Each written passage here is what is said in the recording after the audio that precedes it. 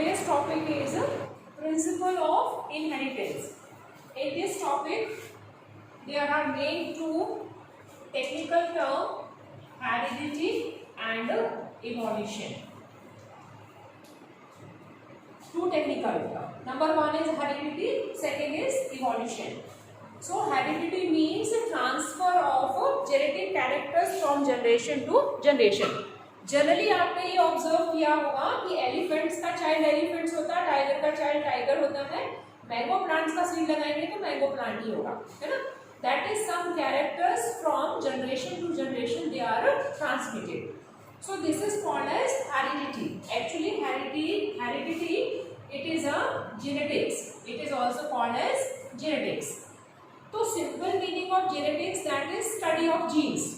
9th class में cell का structure हमने पढ़ा, देखा न्यूक्लियस के अंदर थ्रेड लाइक स्ट्रक्चर क्रोमोसोम्स होते हैं, क्रोमोसोम्स का स्मॉल सेगमेंट जीन्स होता है एंड जीन्स कैरी करता है genetic character. Genetic character that is parents का हाइट, उनका स्किन कलर, उनका हेयर कलर, उनका हेयर का टेक्सचर, मतलब ये सब कैरेक्टर्स जो कि ट्रांसमिट होते हैं. तो जेनेटिक्स एक्चुअली में क्या है, सिंपल स्टडी ऑफ जीन्स. और हेरिडिटी क्या है, transmission of genetic character from generation to generation. उस कैरेक्टर को कैरी करने वाला है जीन्स, और जीन्स किसका फ्रेगमेंट है, डीएनए का.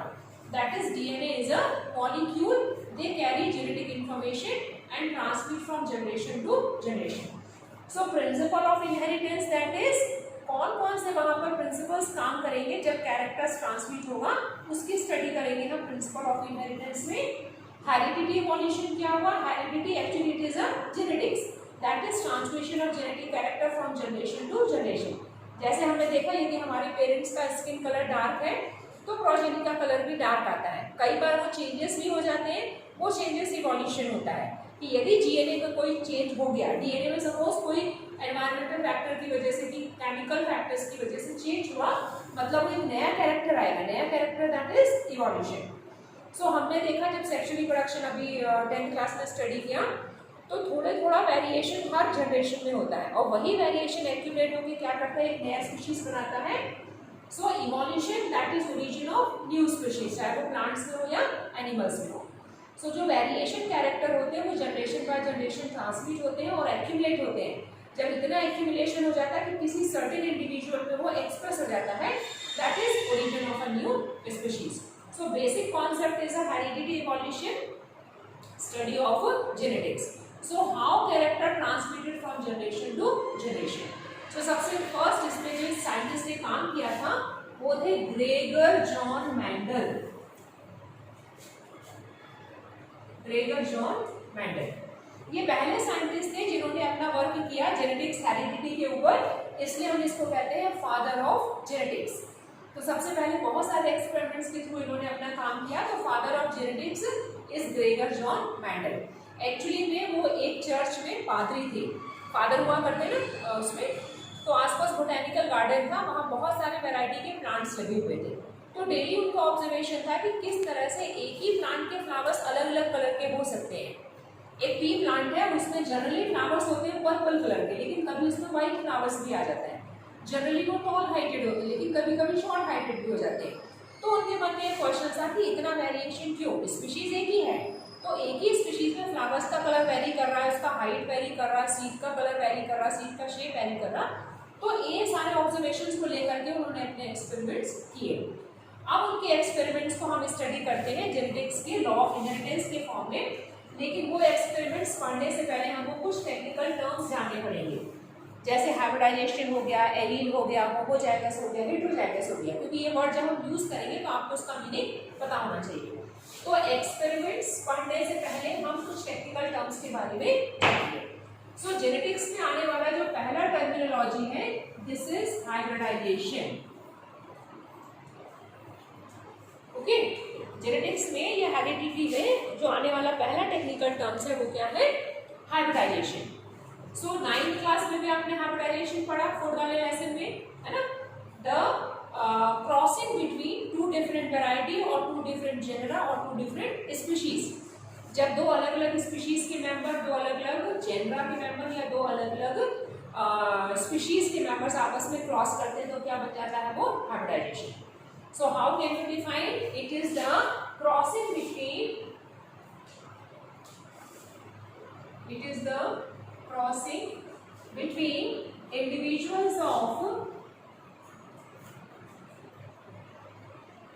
individuals of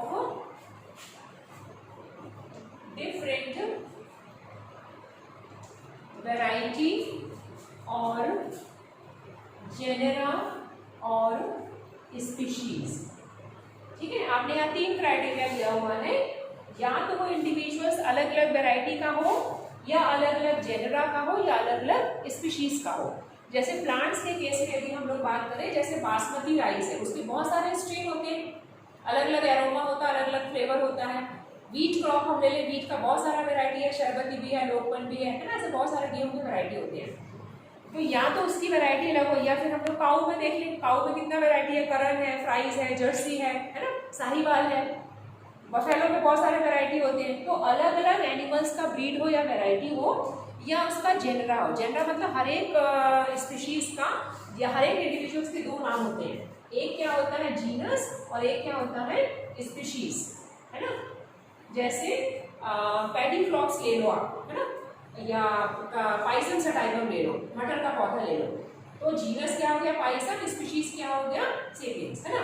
सो इस तरह से जब 2 अलग अलग जेनरा के इंडिविजुअल्स उसके बीच में क्रॉसिंग करवाओ, या 2 अलग अलग स्पीशीज के बीच में, ब्रासिका कैबेज पत्ता गोभी एक अलग स्पीशीज है, पोटैटो एक अलग स्पीशीज है, दोनों स्पीशीज के बीच में आप क्रॉसिंग करवाओ तो क्या बन जाएगा, वो इंटर स्पेसिफिक, है ना।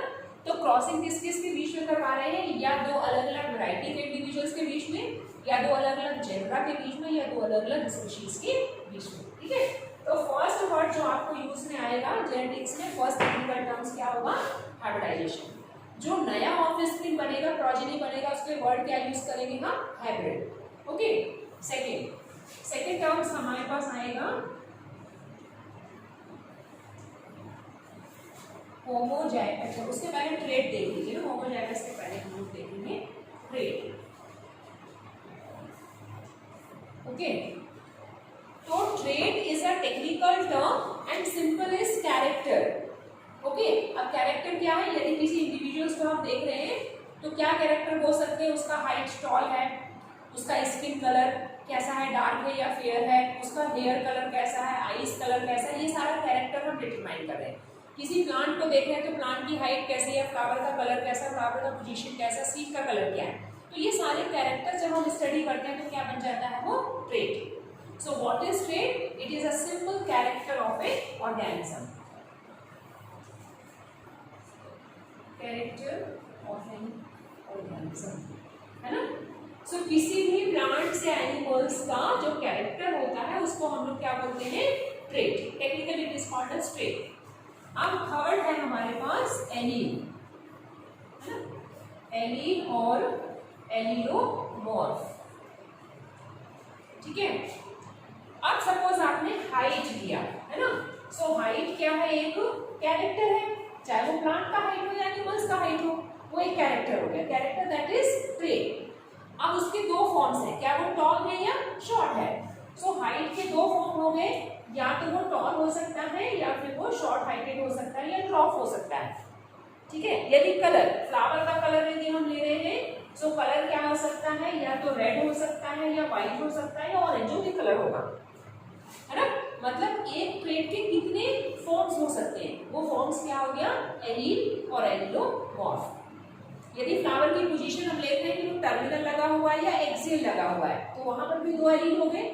सीड का कलर येलो है या ग्रीन, सीड का शेप राउंड है या रिंकल, तो हर एक ट्रेट के जो डिफरेंट फॉर्म्स होंगे वो क्या कहलाएगा, एलील कहलाएगा। जैसे ब्लड ग्रुप हमारा एक कैरेक्टर है, सो ब्लड ग्रुप के कितने फॉर्म्स हैं, 4, ए बी एंड ओ।